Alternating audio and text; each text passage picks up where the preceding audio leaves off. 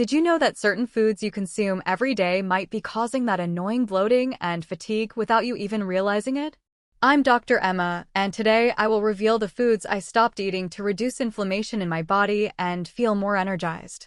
In this video, I will tell you which foods I eliminated from my diet, what healthy options I incorporated to feel better, and how these small changes surprisingly impacted my well-being. Additionally, I will share practical tips so you too can reduce inflammation and improve your digestion with easy-to-follow habits. Hello, I'm Dr. Emma, a wellness and health specialist with over 20 years of experience. Over the years, I have discovered that not all foods that seem harmless really are for our bodies. In fact, for a long time, I felt how certain products made me feel tired and bloated, hindering my daily energy. That's why I decided to thoroughly research and make specific changes to my diet. But before we start, let me know in the comments where you're watching this video from, so I can see how far it has reached. I started by eliminating sodas, those that we often think are harmless, but are loaded with added sugars and chemicals that only increase inflammation. Then I also said goodbye to processed meats and fried foods, which contain trans fats and other compounds that can irritate our digestive system. But it wasn't just about removing things. I incorporated fresh fruits full of antioxidants, increased my water intake to keep my body hydrated, and prioritized cooking methods that don't cause inflammation, such as steaming or grilling. The change wasn't immediate, but within a few weeks, I noticed that my abdomen was less bloated, I digested food better, and above all, I had more energy for my daily activities. If you've ever felt heavy or unmotivated, it's possible that these foods are affecting you too. In this video, I will also share some delicious and practical alternatives to make this change easier and more effective.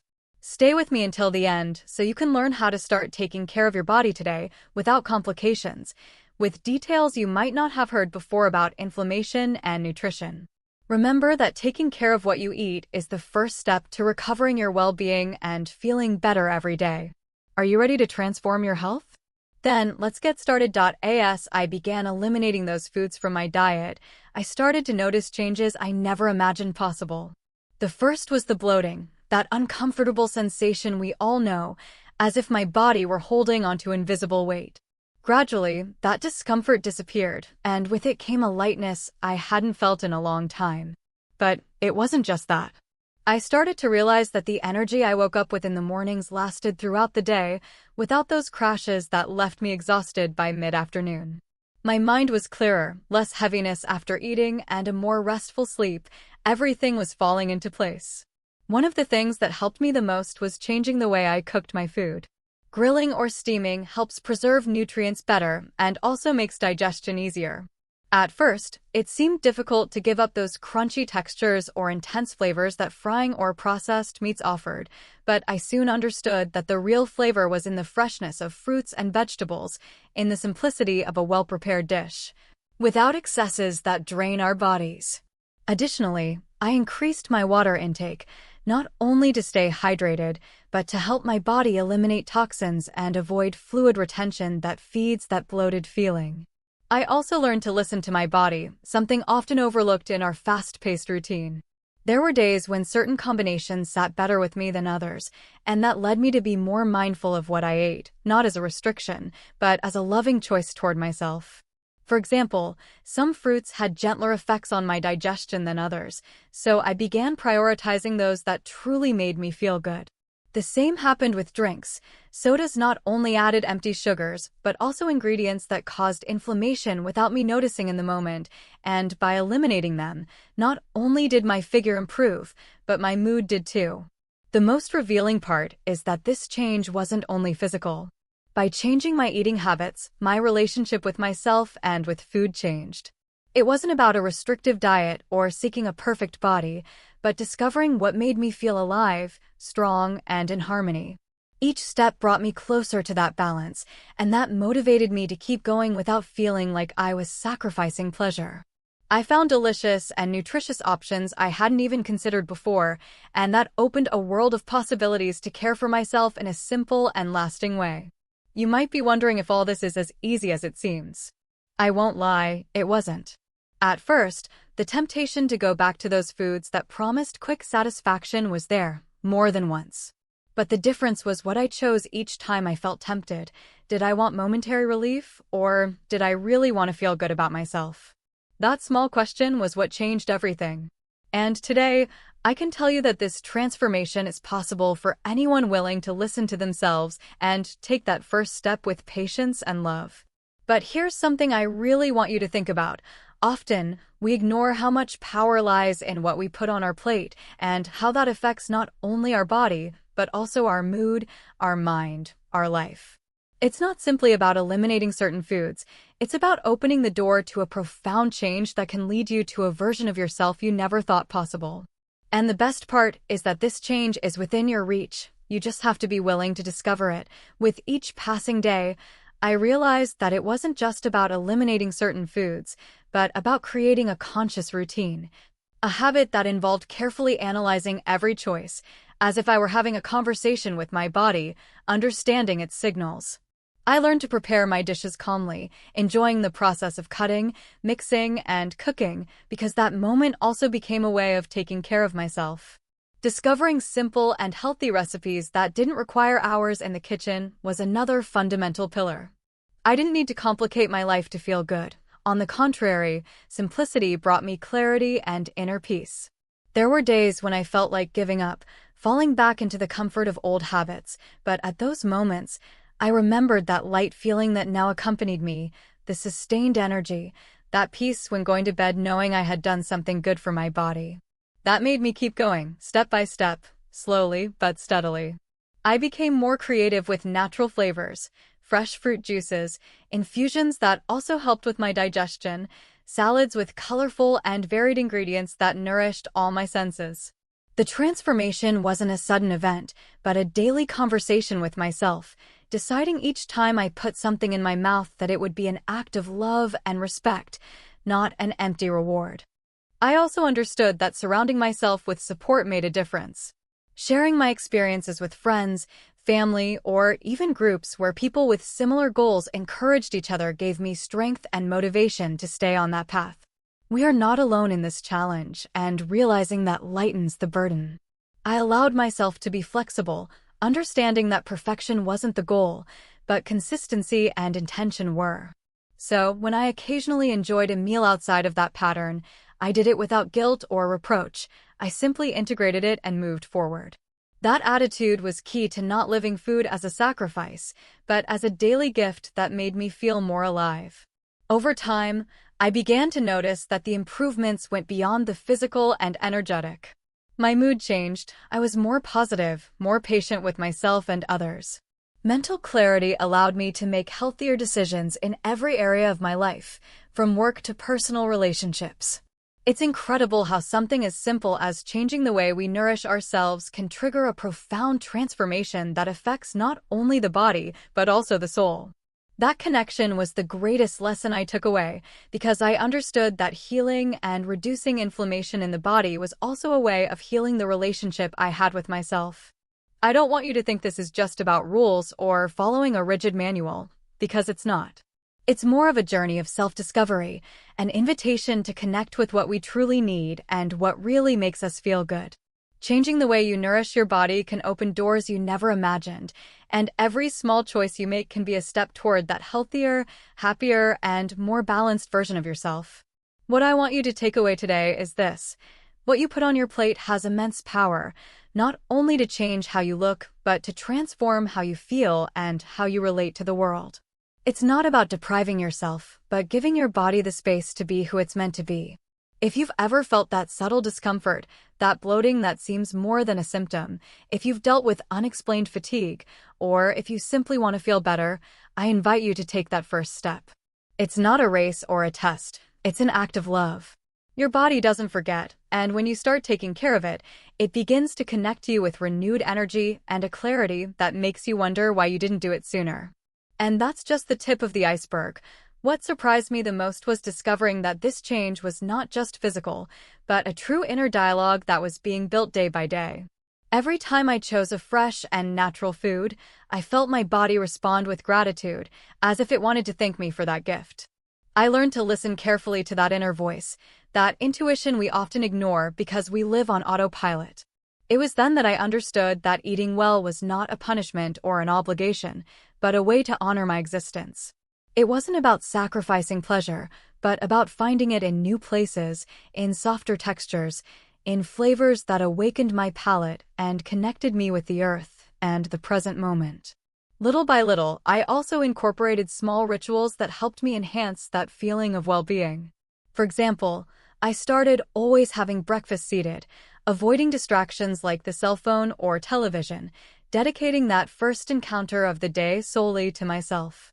It seemed like a minimal detail, but it taught me to slow down, to truly savor each bite, and to be aware of what my body needed. Sometimes that pause was enough to make a huge difference in how I felt afterward.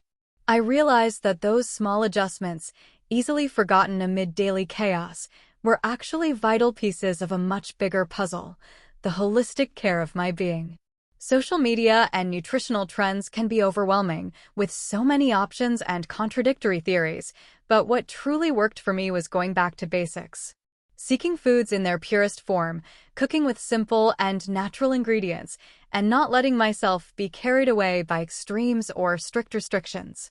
I discovered that patience with myself, accepting that change takes time, and the sincere desire to feel better were the real keys to staying on this path. It's not about perfection or miracle recipes, but about building an authentic and kind relationship with food, a relationship that nourishes not only my body, but also my mind and heart. Moreover, I learned that our environment plays a fundamental role in this process, so I began surrounding myself with positive influences. Talking with people who shared my goals, reading experiences, exchanging recipes, or simply having someone with whom to openly discuss challenges and triumphs made the journey less lonely and much more enriching. It doesn't matter if you stumble or have difficult days, knowing there is someone who understands and accompanies you can be the necessary push to keep going. That support network became a refuge, a space where change was experienced with confidence, without judgment or pressure. I also allowed myself to be flexible and human. There were moments when I enjoyed an unusual meal and did so without guilt, learning to integrate those moments without feeling like I was losing what I had achieved. That balance between discipline and compassion toward myself was transformative because I understood that well-being is not a final goal, but a path with its ups and downs, challenges and rewards. And in that dance, every conscious step is an act of self-love. Thus, little by little, my body freed itself from the inflammation that overwhelmed me, my mind found clarity and a peace I did not expect, and my soul felt more connected and grateful. If you're wondering how to start, the first thing is to listen carefully to what your body tells you. You don't need to make drastic changes immediately. Start by observing which foods make you feel heavy or bloated, and which ones give you energy and vitality. Try experiment, play with colors, aromas, and textures. Let curiosity guide your steps and allow every small change to be a celebrated victory. Because in the end, this is not just an external transformation, it is the seed for a deep change that can bloom in many areas of your life.